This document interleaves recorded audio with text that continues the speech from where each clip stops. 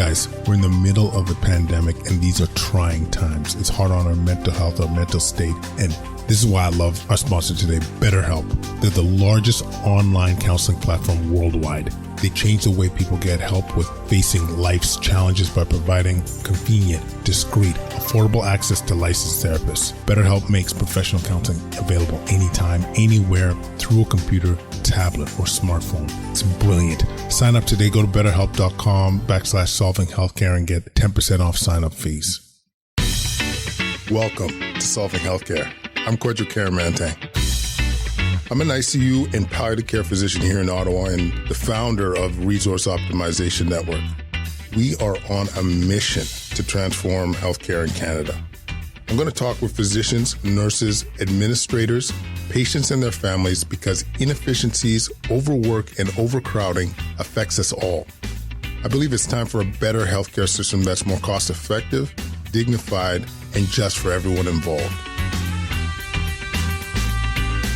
Quadcast Nation, as usual, you demanded it, and we are trying to deliver it. There have been tons of questions regarding the vaccines that are available within this country. And so we thought we're going to bring the best of the best. We got some recurrent guests. We got some new guests, and we're really excited about this. This is something special. I will tell the story of why we got together, though. So Suman emailed us, I think it was yesterday morning, telling us about a colleague that basically at the vaccine clinic or center refused Moderna, if I'm not mistaken, in terms of which vaccine to receive. And when we heard that, it's like, this is crazy. In this country right now, in the middle of a pandemic, people are turning down vaccines that are straight up life-saving. You know what I mean? And especially when we're like we're in some crazy times in Ontario. I'm going to work a week early because of the demand. Like, we need to do something about it. So we said, hey, within 24-hour notice, we're going to get this panel together, do a live cast, answer all things vaccines. So before we get started, just a couple of housekeeping things. So if you guys want to get a copy of the podcast and the video sent to you directly, just type in news into the comment section, into the comment box, and you'll be able to, that signs up for the newsletter, and through the newsletter you get the content sent directly to you. The other initiative I just want to give a quick plug to, in about a week, we're starting a new program called Solving Wellness. We know there's a lot of struggling healthcare providers out there, and this is an avenue where we're going to provide virtual workouts, yoga, stress management, cooking classes, all these things that I think are basically, we're trying to do our part to reduce burnout, because it's clearly it's never going to be as big of an issue as it is now. And first month is going to be free. You sign up for that newsletter, you'll get the heads up. We're aiming for May 1st, Julia. I think we could do this. Even though I'm in the thick of the ICU, God damn it. All right. Last thing I want to plug real quick. Two things, actually. So Julia Hajar, I just want to thank. She's going to be curating our question. She's our social media lead. She has a great website called The Spoonful of Science, where you could get great nutrition advice. Thank you, Julia, as usual. Last thing, solvinghealthcare.ca/store. Check out the merchandise. What? Oh, my goodness. You guys hit that up if you're interested. All right. I want to introduce you, Dr. Lorna Saxinger. We got Dr. Lisa Barrett, Dr. Zane Chagla, and Dr. Suman Chakrabarti, all infectious disease specialists. And thank you guys for joining the show. I'm going to start the first question, Lenora, if you're up for it. This is a big one, actually. How do when we talk about the vaccines, like specifically the mRNA vaccines, so Moderna and Pfizer, how do they work? Oh, this is actually a great question. I actually love these vaccines. I think they're the coolest. So a couple things about mRNA vaccines. They're talked about as being very, very new, but work on them has been going on for a long time.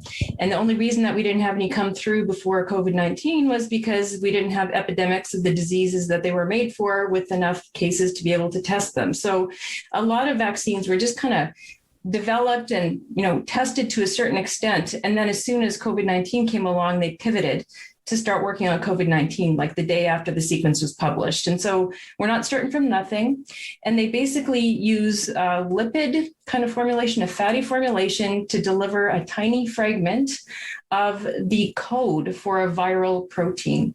And so it's not a piece of the virus. It's just basically a time-limited message to your own cells to make a piece of viral protein. mRNA is really, really delicate. It's actually a real pain in the lab because you can mess it up and it goes away very, very quickly. And so it's not something that stays around. You get this message, your cell uses it to make a tiny fragment of virus to train your immune system to recognize it, to make a memory about it and be able to attack it later and defend you later. And then the mRNA is basically gone. It can't actually do anything else within your body. And so it's kind of like a recipe that goes away as soon as you use it. Is that okay? That is perfect. That is perfect. Lisa, maybe we could talk about the AstraZeneca and Johnson & Johnson's, the difference between that and the mRNA vaccines.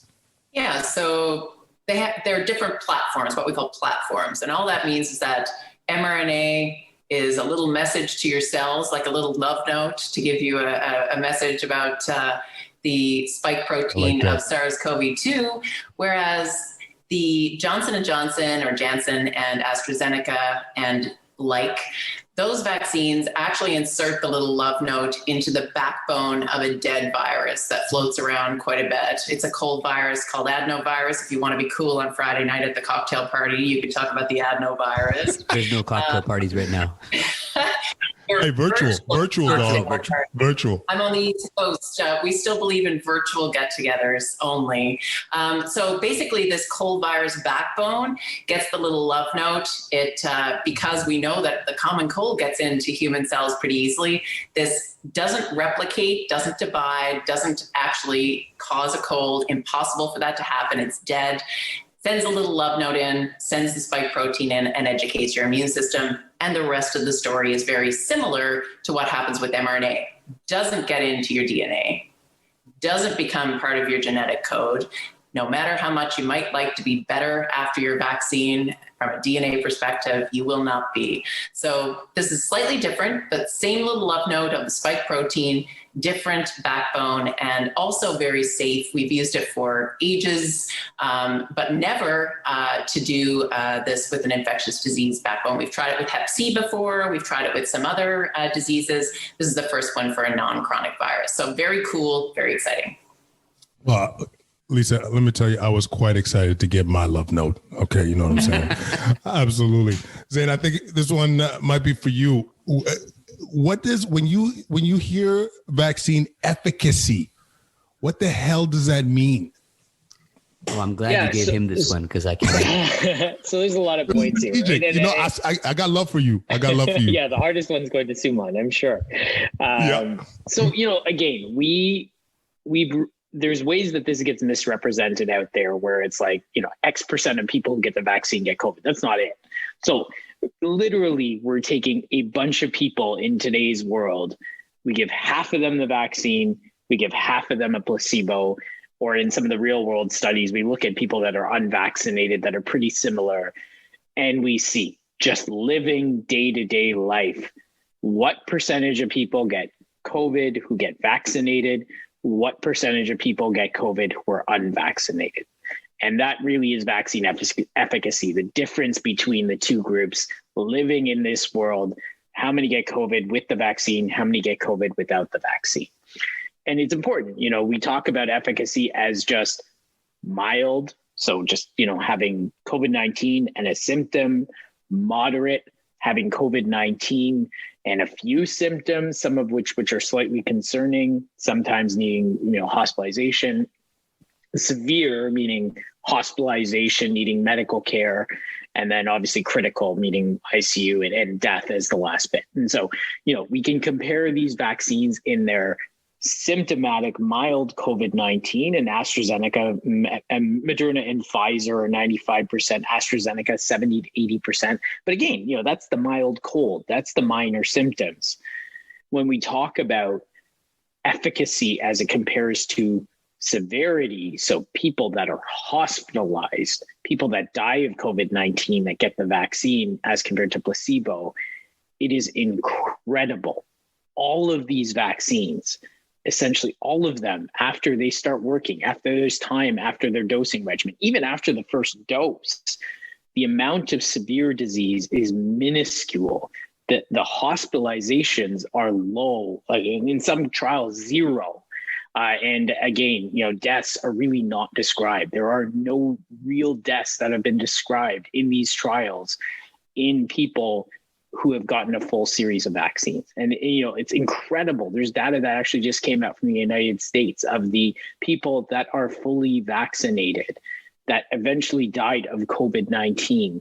It is like 0.0000. There's like 7 zeros, I think. A lot of zeros. 3% of people that were fully vaccinated that eventually died of COVID-19, right? Like that, literally that person was unlucky and could have been hit by a car the next day. And that was probably a higher odds of them dying than anything else, right? So, again, lots of numbers get thrown around. The ones that are important is these vaccines have significant prevention in terms of going to hospital. These vaccines have significant prevention in terms of an individual dying. So as a personal protection, these vaccines are highly efficacious. And then when we talk about, milder symptoms, cold-like symptoms, runny nose, there is a little bit of a difference, but in the grand scheme, that's probably not what we want to care about as much in the middle of a public health emergency. Amen. 1 out of 130,000 in the trials, I think, was hospitalized. That's the kind of numbers we're talking about. That should be the only data they should put. Well, not the only, but like the major profile when it comes to information about our vaccines is in terms of how impactful it is. And then what I love is it's real world data too, right? Like the real world data has been consistent in terms of the impact it's had on hospitalizations and ICU admissions and death. Okay. Sumar Chakrabarti, my friend, we just maybe we'll touch on, maybe this is more of opinion. I'll leave the AstraZeneca, like how we've handled AstraZeneca, your opinions on potentially who should and shouldn't be receiving that based on the data with thrombosis that's been provided, the risk in younger age groups. I'll leave the floor open in terms of where you want to go, and then we'll jump on it from there, my friend. Okay, yeah. So listen, we know that the AstraZeneca vaccine has had a lot of press. And I think that one thing that I'm going to kind of step back from the science for a bit, that has really made a lot of people nervous. And I think that we have to realize that we can throw as much facts at people as we want, but we have to realize that the well was poisoned with AstraZeneca right from the very beginning. And I think that's something that the messaging hasn't reflected. I get it. We know we found this very, very rare complication, the thrombosis complication. It was seen in Germany, and I think it's very, very important that they were transparent about it. We've seen a couple of cases here. We know the numbers, but the thing is, people are still not getting it. And why is that? It's because when the initial data was coming out, the initial news stories were coming out, we have to understand that's what people look at. And I get it. I understand why people are a bit nervous about getting it. From us, we've already, I think, made our case that, look, this is a very rare complication. You have more of a chance of getting a clot flying on a plane to Mexico, in your leg than you do this rare clot with AstraZeneca. People understand that if you give this to somebody, they're probably going to be fine. Look what's happening in England. They're in such a good situation. But I think what people want from us, and that's something that I really want to make clear, is that would we give it to a family member? Would we give it to a colleague? Would I take it myself? And the answer is yes. I get it. We understand the numbers, but I want people to understand too that we have confidence in this vaccine. I would never recommend this to somebody if I didn't have confidence in it. And if I wasn't, and recognizing that I think that there's a very small risk. And the other thing I want to say is that we have to start treating the public like they, of course, it's complicated information, but we want people to make a decision for themselves. So there's some people that won't take it regardless of what you say. I get it. I can try to alleviate the concerns. It might not work, but if somebody wants to ask me questions, I'll answer it. And then if they want to make the choice to take the vaccine, even if they're 41 years old, I think we should do that. And so that's my thing. And I think the messaging from us at this point should just show our confidence this is a safe and effective vaccine that we would give to our family members, colleagues, and take ourselves. And I would. Lisa, you want to add something? Yeah, and I 100% agree on the messaging there. It's interesting. I want to come back a little bit to the kindness part. I've gotten a lot of emails and messages from people that have said that when they express some hesitation or that they're concerned, that they've been getting a lot of pressure from other people and health providers. And I think that's not cool. Like, it is not cool. It is good to ask questions. It is good to be informed. And if you do have, I would far prefer that people ask questions and make informed decisions that are not pressurized than for people to do something that they think we're telling them they have to do something. And to your point, Simon, you had mentioned that, but I think it's really important that we remember a little bit of the kindness part here. And, people have said to me, well, I live in a place that's never ever had a COVID case. There's 500 people and I live way far north. And, I feel like my risk of COVID is very, very, very, very low, lower maybe than AstraZeneca. I might want to wait a month. And my answer to them is, listen, if that's what you think you want to do, but number one, remember you are still at risk. You're not protected. Number two, you may transmit to other people, even if you don't know you've got a virus. And so you need to be mindful of other people and yourself. So that's an informed decision-making process. So I hope people don't feel too pressured either, because we want people to feel good about taking this, but not that we're trying to force them into something. And I think that's an important part of maintaining confidence around our vaccine program in Canada too. I'm just going to thank you for that. And I just want to briefly soapbox this thing. When we talk to our patients, it has to come from a place of compassion and empathy, because I'll speak from a lot of the Black community. There's a lot of hesitancy regarding, regarding the medical, like trust in the medical system. There's been, you look at the Tuskegee trials, you look at within the indigenous communities, we've had, separate hospitals in Sioux Lookout in the 80s, which is not that long ago. So there is reasons why there is mistrust. So come with that lens of compassion, take the time, inform, do not shame, and we'll be able to get better results. You can tell I get pink cheeks about this one. It makes me all... Dude, Suman was flexing before. I'll do it too, buddy. This one I'll go to bat for every time, for real. Lenora, this might be a tough one, but in terms of... we have a lot of people, we'll say in the context of AZ, but we'll say... actually, with any of the vaccines, we'll say a lot of concerns with people have hypercoagulable conditions. They've had previous DVTs or they have a hereditary condition. Any considerations when they're trying to decide on either the type of vaccine or to get the vaccine at all? So first, I'll make a shout out to Thrombosis Canada website, which is a useful resource. But, initially there was a lot of discussion about kind of what I would almost call routine clots like DVT, pulmonary embolus. And that signal was very thoroughly looked at. And it is not something that should influence people's worries or risk. They should not have to, those kind of risk factors for thrombosis that we classically think about and having had previous clots and stuff like that should not impact really your choice of a vaccine. It's an open field and you should, take what you are, you're basically suited for according to your public health area. The risk of the unusual, kind of more immunologically based, unusual territory, large thrombosis associated with low platelets, that's kind of a completely different thing. And I think that we have to make sure that we're not getting them muddled up because that is one where there's still more to be known about it, but you'd hesitate more. I think if, younger women are people who've had this primarily, not exclusively, and it remains extremely, extremely rare. It's like really very, very, very rare, but it's an association to watch, and it's something to continue to track. So if people have had, for example, a history of thrombosis, DBTPE, if they're on hormones, if they're worried about any of those things, it actually doesn't matter necessarily. You don't have to worry extra. That, I think, to so many people will be extremely useful. I can't count how many people have asked me that exact question. Zane, you're going to piggyback that. Yeah, I mean, I have an analogy I've been trying to give to people to really explain this, right? So say you live in an old house, power goes, you think, oh, I have old wiring, it must be that. It's the common thing, right? The same, the people that have risk factors for clots, oh, they must be at higher risk for this.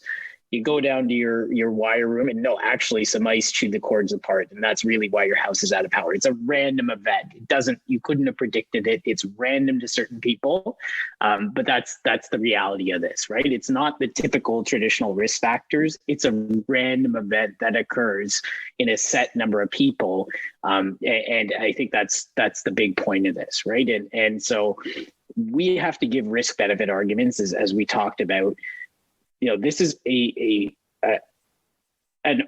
balance that really takes into account what's going on outside, right? It's not unreasonable to say British Columbia, Alberta, Manitoba, Saskatchewan, Ontario, and Quebec are dealing with the worst pandemics that they've dealt with throughout this entire piece. And so that risk benefit is favoring benefit for so many age groups. And, you know, as we're talking right now, you know, Ontario has really tried to change that risk benefit argument and approved the AstraZeneca vaccine for those over the age of 40, really emphasizing that. It's official, eh? It's official. Like that's why I hesitated for bringing it up. Yeah, it wasn't. Yeah, that's gold, man. Yeah, and I think that's it, right? Like, you know, we're seeing the average age in some ICUs at 55 years old, right? So it's unconscionable that we could have offered people a vaccine, counseled them about their risk.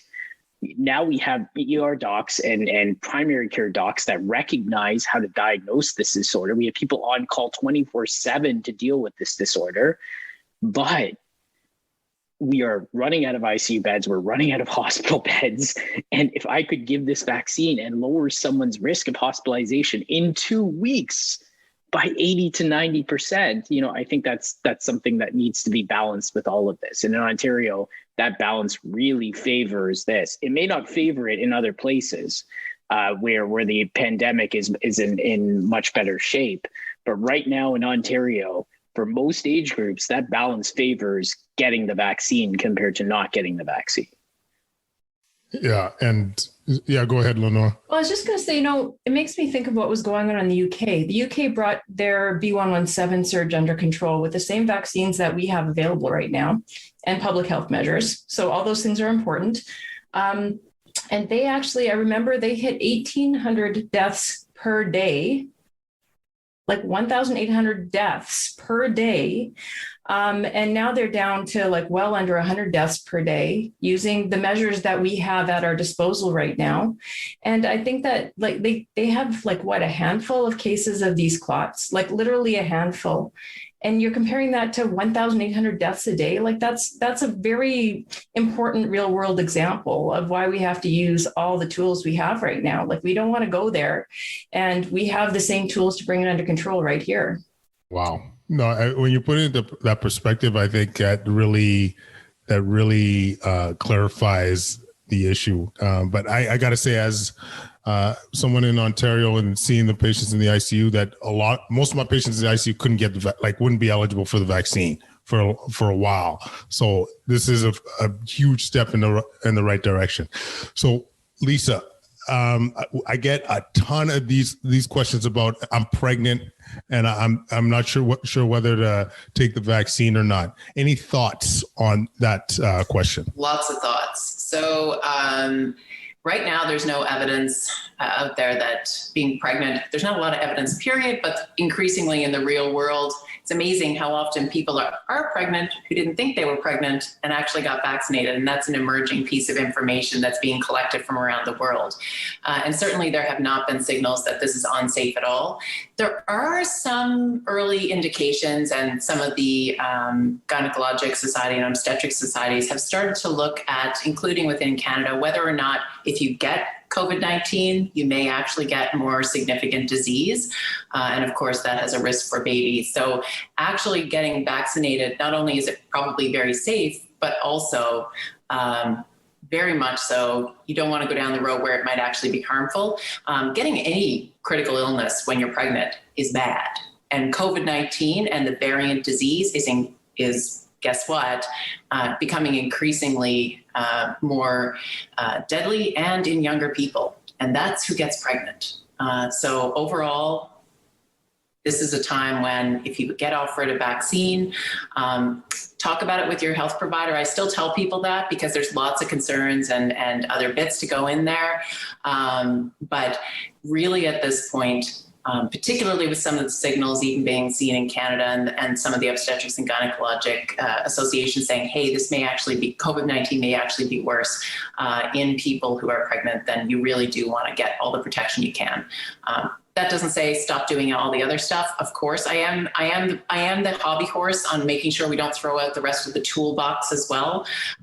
Please don't throw out your toolbox, please, because we will not get out of this. The UK also did a crap ton of testing in their toolbox post-vaccination to keep this down. But pregnancy, I would suggest going for it. Suman, you had something to add in there?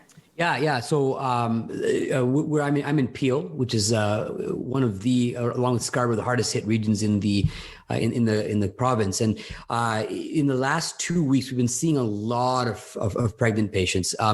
To be fair, these are a lot of people that are having very, very heavy exposure, heavy prolonged exposure, whether it's at work or usually if they're a household member of somebody who's an essential worker. And I've seen some pretty harrowing stuff. And what I mean by that is people that are getting sick. You don't want to be in hospital when you're pregnant, but I do feel that the disease is certainly more severe. I'm not saying that as a scare tactic. I'm just saying that it's absolutely true that pregnant women, especially in the third trimester, are more at risk. This said, I think that, for example, in my hospital, we were talking and counseling women right at the beginning about getting vaccinated. And I think Lisa, to your previous point, I think that people being scared and asking questions is an important thing. That's not vaccine hesitancy. That's people asking questions.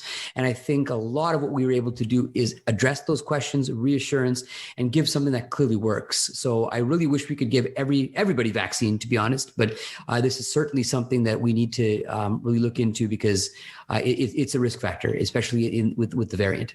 Yeah, the one thing I'll say is legit with my colleagues in the GTA, and now we even in our area, we are seeing some pregnant patients for sure, and it's scary. It is as an intensivist, you rarely see a sweat, but when you get that call from oh my God, there's just so much at stake, right? It's just another level. So yes, thank you very much for that amazing answer. Zane, you addressed this a bit, but I want to just make it clear as day. When do you think people are considered safe or immune after they get their first dose? So one of the specific questions was a grandparent wondering if they could hug their kid after a certain period of time after getting the first dose. Yeah, these are really tough questions, right? Because, the problem is the one doses, they aren't what the clinical trials are based on to show what the last efficacy is. There is effects, though. There's real life stuff that's coming out around AstraZeneca, around Moderna, around Pfizer in terms of what the profiles look like. And, there may be 60 to 80% protection against symptomatic disease. There may be 70 to 80% protection against hospitalization and some protection against death. The problem is it's not 100%, right? And so you really do want to take those encounters with the bundle, with the toolkit that Lisa was talking about. So if you're going to interact, use it as an extra layer of protection, but still consider doing it outside. Still consider distancing and making physical contact as short as possible. Use those opportunities to say, okay, we're going to do this right. And add the extra layer of protection. Right now in Ontario, it's just really hard with things circulating the way they are to make that type of guidance to pull down all the precautions and just rely on the vaccine. And so, yeah, I mean, people need to wait a bit longer, but, again, that first dose is so important to prevent some of those adverse outcomes. And I'll say anecdotally, right? And Suman can talk to this.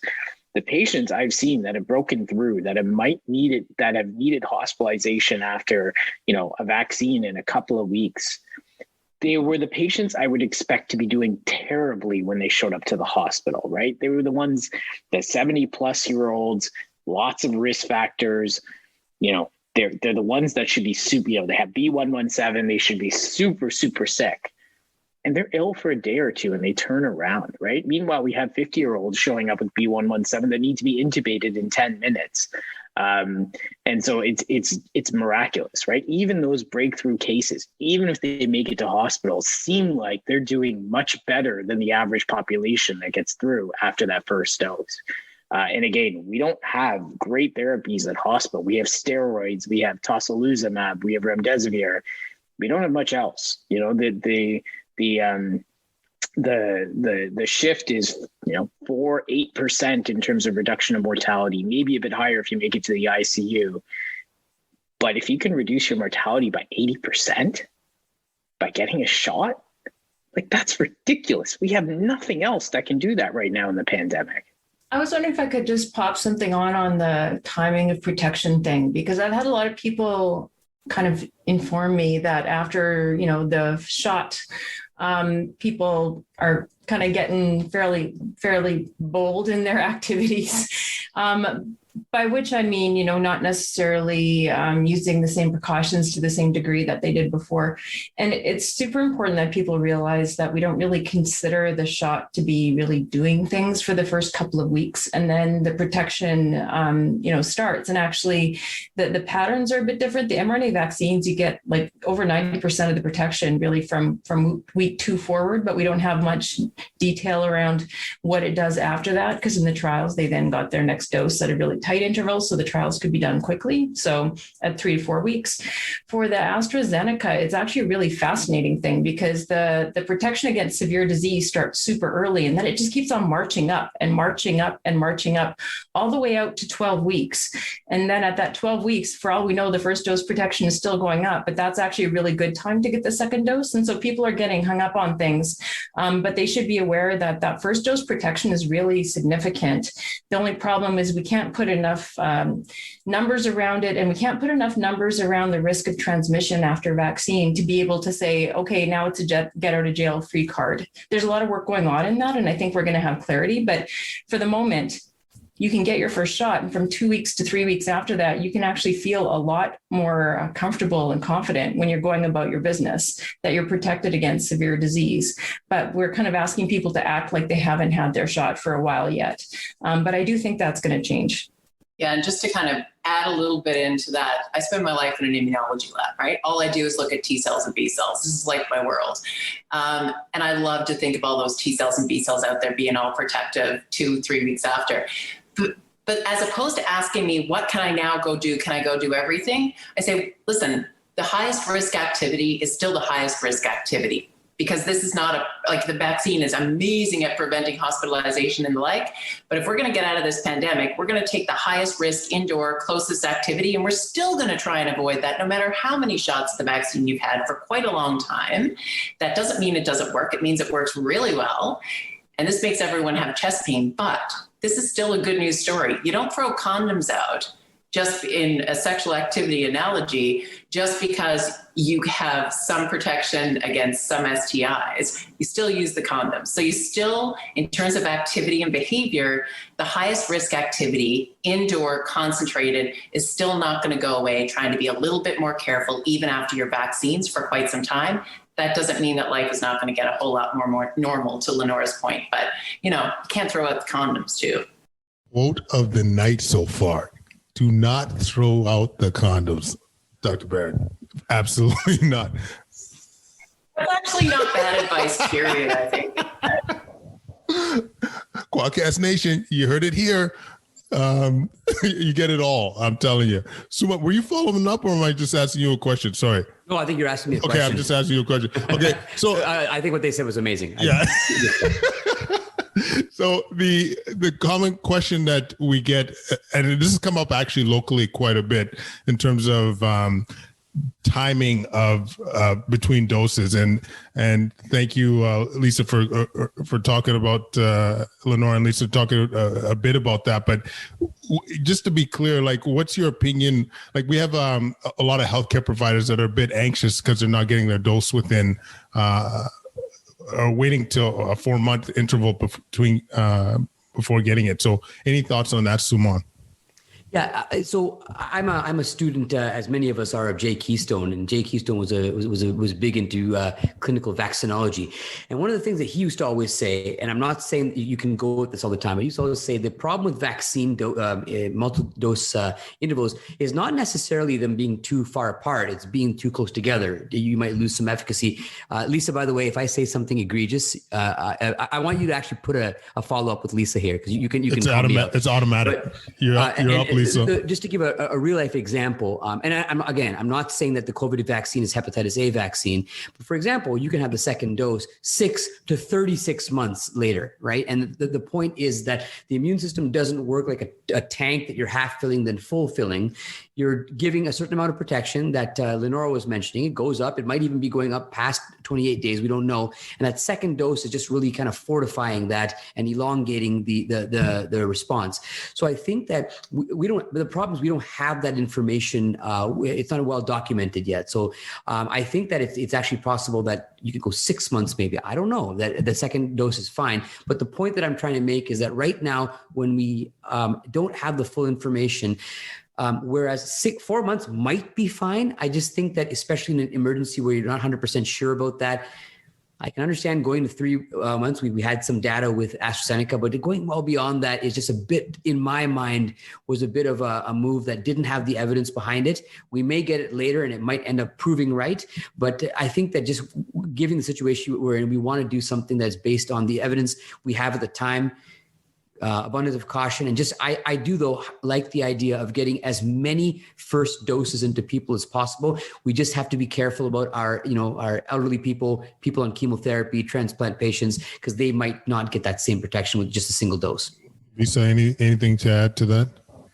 No, I mean, Suman got it perfectly. I mean, I learned all my immunology from you. I used to, by the way, just so you guys know, Lisa and I were in fellowship together, and I asked all my immunology questions to her. She remembers. I only answered one, but I mean, there's that integral part, and it's like taking your immune system from an undergrad to like a PhD. So it's not just that you make bigger responses. If you got the right PhD, you're actually making more sophisticated memory responses that can respond to more things, which is why the other piece here is don't skip your second dose, folks. If you need a second dose for your vaccine, please don't skip it. It is super important to go from an undergrad to a PhD in this case, in terms of your immune system training. It's really super important. So please advise your folks to do that. But also the other piece is, probably isn't a problem for most people. Again, this is all about us not just thinking of populations, but people. To your point earlier, you got to let people make their own decisions. If they are a person who's likely not to develop great immune responses after the first dose, inform them of that, make sure they know it so they risk stratify their own behavior very, very appropriately. And then number 2, get them that second dose as quickly as we can. We're not going to accept a long period of time just because either. I have just a follow up on that, which is, we have this Canadian context, which is super special because it varies from province to province and makes it extra confusing for everybody. And the NACI guidelines that came forward with the second dose delay really actually said up to 4 months. And I think that there was a confident expectation that we would be getting more information, and we are getting more information. And so no one should actually settle in and say, this is the plan forevermore, because the plan is going to keep changing as we learn more. And so, data coming forward from people with cancer, data coming forward from the very, very frail elderly will probably mean that we identify groups that need the second dose to be given in a shorter time period. But at the same time, if you actually have a really good chance of an excellent first dose response, your second dose can go save someone's life if you actually just kind of stick with the plan. And so I think there has to be some confidence also that we're adjusting to things as we learn, and that was never cast in stone, that was always meant to be something that was going to be informed by more information, because we live in a very fast evolving information COVID world now, don't we? Yeah, I might say this has been one of the things that I have been most proud of within the medical community was like our COVID response, like how agile we've been during the COVID response. And I think, for those that aren't in the medical field, we are resistant to change. So like, in the ICU world, we did the 180 where we were intubating people early and saw that this wasn't benefiting our patients and transitioned to delaying it as much as we can. And these measures saved lives. Like these anticoagulating patients are like, we didn't have data to support that, to be honest with you. But we saw everybody, like we would see their dialysis lines, units, just clot after clot after clot. We'd go through so many filters. And like at one point, we're just like, you know what? Go on Med Twitter. People are seeing the same thing. And then we start anticoagulating our COVID patients. Like that agility, honestly, I hope post-pandemic lessons, I hope we really retain that because it really has been life-saving. And then who was up? Was it Lenora or was it? Yeah, Lenora, I think I'm giving you a question. Yes, I am giving you a question. Oh, what was it? Yes. Okay. It is questions about, I love this one actually. And I get this a lot. I'm never totally sure how to answer it. People on immunologic agents. So whether they're on chemo or have autoimmune disease and they're taking their methotrexate or prednisone, what considerations do they need to consider? We alluded to some of this, but what do they need to consider when receiving a vaccine? Or we talked about the interval perhaps, but what other considerations need to be thought of in those circumstances? It's interesting because we talk about immunocompromised people as if it's like a thing, but it's really so many different things and they're all really, really different. And COVID has really shown us that these groups, some of them actually have not been shown to have a higher risk of COVID at all. As a matter of fact, there might even be some protective effect to the medications, or else they actually were just extra special careful because they considered themselves immune compromised. And so it's a really broad group.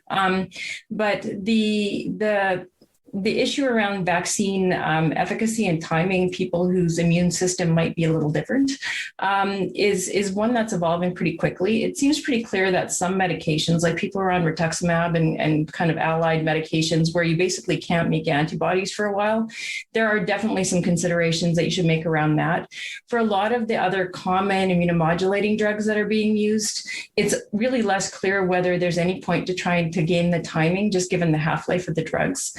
I would be interested in other people's comments on this because it's something that's moving along quickly enough that I think I think that if you're at really high risk, you don't want to game the timing and you should probably proceed with getting your first dose as soon as possible. If your healthcare provider can work with you on the timing of your next dose of your medication, especially for something like rituximab or for chemotherapy, then it becomes a really important thing to try to be flexible to what's happening in your own medical situation. So I don't think there's an easy answer, except that you might not actually be at a lot of excess risk, and you actually might not have to worry too much about vaccine timing, depending on what the medications are. Any other thoughts, crew? If not, Zane hasn't talked for a while. I think he has some burning thoughts, I think. Ask me a question, man. You want a new question or you want? Yeah, I'm good. I'm good. Okay. These guys have covered the immunocompromised state off so well. What's clearly that, buddy? The immunologists know way more than us, clearly. Yeah.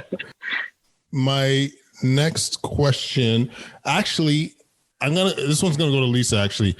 Just sorry, you can piggyback it, Zane, because I just think as an immunologist, I think this is a great one. Are we clear on whether if post-vaccination, like say you're fully vaccinated, the idea that you're still you could still transmit the virus to other people? Have we had I haven't really read much about this of late. I know there was some data somehow supporting this in Israel, insinuating that there was less transmissibility. But yeah, I just wonder if you had an opinion on that matter. Yeah, more so with AstraZeneca, and then the Moderna and Pfizer both have bits and pieces of real world data that are coming out that look like the rates of transmission, particularly after full vaccination, have Why let's talk about before that? Let's not change what we do before you're fully vaccinated. Let's just go right to the end and look at what happens when you're fully vaccinated. There's multiple pieces of real world data from around the world that suggest transmission is grossly reduced, not entirely gone. So no immunologist ever says yes or no to anything. That's the caveat to this question. We're a gray bunch, but hugely reduced is the take home message, which is a very, very key core part. And that's the real world data right now with the current circulating viruses and the current situation that we're in. And so therefore, would I expect that there would be grossly decreased? I don't quote numbers here because we don't know what the actual exact numbers are, but they're in orders of magnitude. So transmission, very, very, very tiny. And that I would expect to continue forward for a while longer. As Lenora said, do I expect does the table keep changing with COVID? Yes, because this is a virus. And if we don't acknowledge that things change over time, we wouldn't be telling the truth. And I think we keep watching the data, that we make sure that transmission stays low after full vaccination as we watch viruses change over time. But right now, yay, best immunologic real world data correlate that I've seen in a long time is the reduced transmission. Awesome. Zane? Two big ones, like, right, Israel right now, right, is like the real life melting pot of what full vaccinations do in a population, right? Like literally their case counts are down to the lowest they have been throughout this pandemic, and they're wide open, well, not wide open, but close enough in that context, right? So, I think that's a real life example. And there's a really interesting study, and this is maybe the rationale for people to get vaccinated to protect their family. They went to healthcare workers in the United Kingdom, looked not only at them and the risk of what one dose did, either Pfizer or AstraZeneca, because those are the two that are being given in the UK. And they looked not only to them, but they looked to their direct family members and said, if a healthcare worker like myself gets vaccinated, what's my spouse's risk of getting COVID-19?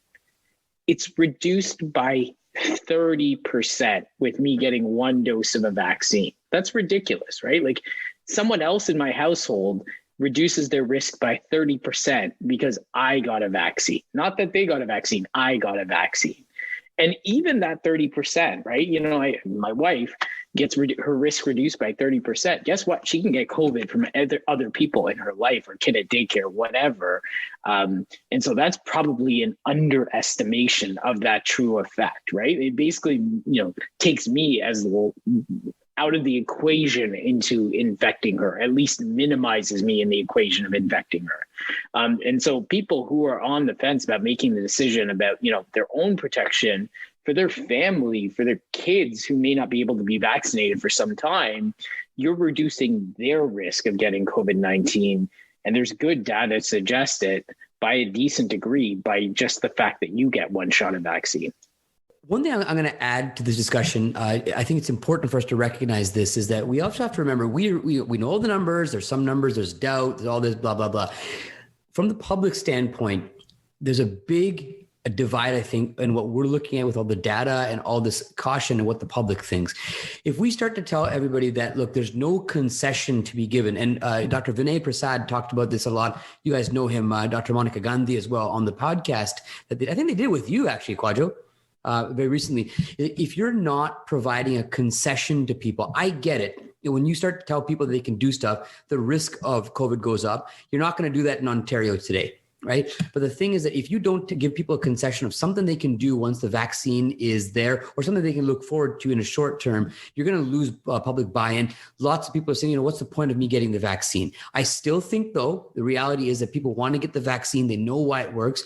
But I think one criticism that I have of the public health response here in Canada is that we've been very reactive. But right now, in the middle of a third wave Ontario, we should be talking about an exit strategy, even though that might be, several weeks away. We should be talking about an approach of what we should do if you have one dose of vaccine, if you have 2 doses of vaccine, because we've been in lockdown, at least in GTA, since November. people are going to start being together, and we should be able to provide a framework of what people can do safely. And that's why I think that, if let's say if my dad has a Pfizer vaccine, it's 1 month later, and the rest of us is vaccinated, I should be able to make the choice. If I want to hang out with him, I should be able to, and not have public health kind of, giving abstinence-based messaging over me. And I just wanted to make that point because I think it's really important for public messaging, from a public messaging standpoint. You got to give people hope, dog. You got to give them hope. Like, why else are we doing this? You know what I mean? I don't want to razz I want to focus on the positive, but I love the idea of this is what the future looks like. This is what the exit strategy looks like. Like, I think what we've been missing in this pandemic is empowering the people, having that positive lens. What can you do? Right now in Ontario, instead of, how can you not be staying at home? Shame on you or whatever. Be like, you know what? You're going to do your part. Come on this Livecast, get educated. Okay. Us frontline staff, we're going to hustle and do our part. Okay. We're going to keep you safe, but do your part. Don't gather indoors. Okay. Hang in there for the next little while.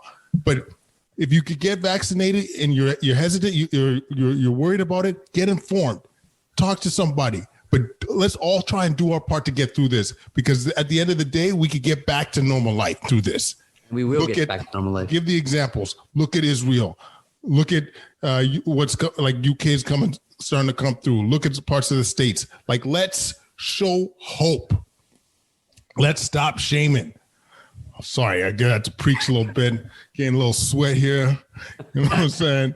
But I like that. Yeah, no, but it's just I get a little, sorry, another soapbox things, but just amongst our leaders, think about times we haven't lived in a time of war or what have you. But imagine if our leaders were just this is not good, guys. This isn't good. We need you to do better. As opposed to we'll get through this. We'll do each one of you do your part and we'll get through. Anyways, sorry, that was the last rant for now. For now. So this one, actually, I think I could go to either Zane or Suman, whichever one's more excited about it. It alludes to the communication piece. You and I have been, or all the two of us have been in contact with Heidi Dvorak, who's been amazing. Her content is amazing in terms of how we should be communicating throughout the pandemic. And, a lot of the ideas I just spun off is directly from her. Where do you think we could focus our energy now in terms of the communication piece when it comes to, the efficacy or the effectiveness of our vaccines? I mean, I think it's again framing this, right? People want to do these numbers of 90, 80, the best case scenario with these vaccines, and then Stefan Barrett told me this a long time ago, is it turns COVID into a cold, right? So don't worry about 80 or 90 or 95. Worry that you're not going to end up in the ICU on a ventilator and you're going to get a cold instead in the worst case scenario. Yes, variants are freaking people out. But again, these vaccines at least have been proven to help with hospitalizations and deaths. AstraZeneca, has one little issue with the South African variant in the context of very mild disease in young people. But all the other vaccines work well. Again, the worst case scenario is you get some runny nose, sore throat for a couple of days. You're not going to end up very unwell. And that's fine, right? Again, think about April 18th, 2020. I keep going back to this, right? We had no clue. We were just getting through the first wave. We were slammed. Healthcare workers were scared. We were running out of PPE. We have 4 vaccines. We are immunizing people. We have, I don't know how many million Canadians. There's 3 million Ontarians that have more than 3 million Ontarians that have received a vaccine. This would be if I could go to get in a time machine a year later and look at what the future would be, I would be overjoyed in that moment in 2020 that we had this today, right? And this is what we need to frame vaccines as. This isn't, one is worse than the other, all of these vaccines, if they were the only one available in 2021, would be incredible miracles for us all. And again, these are a way out of the pandemic, and we are seeing it. We are seeing it in real life over and over in the United States, in the UK, in Israel, where this has worked so well. And that's the way this needs to be framed, right? This is the way back to normal. This is a miracle that we've gotten to this point today.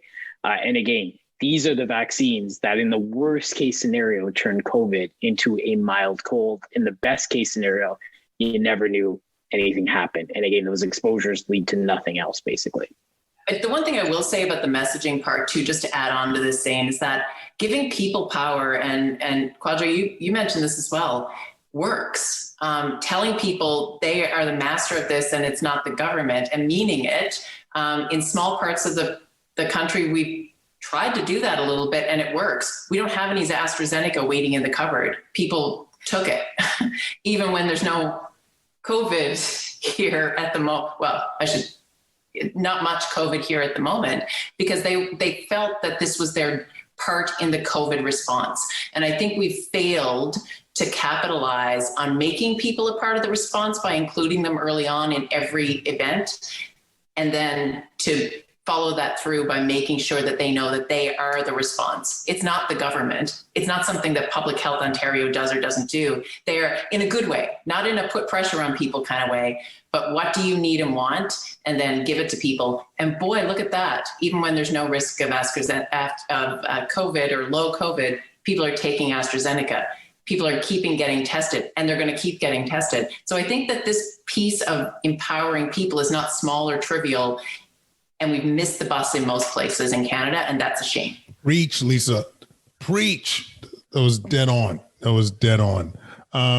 So just a couple, we're going to take, I think, one more question, guys. And for those that are late comers, if you type in news, NEWS, it ties to our newsletter, and you will get links to this episode on a podcast format and the video format, because this is what we do. We inform and we change the boogie. You know what I'm saying? Okay. I think this is probably a good one to end on. And Lenora, when you mentioned the mixing and matching, this has come up actually quite a few times. How do I ask that question? What do you think about mixing and matching vaccines? Sorry. Well, I think it's really super common that people ask that, like, what if I get one vaccine now, can I get the other one for the next shot?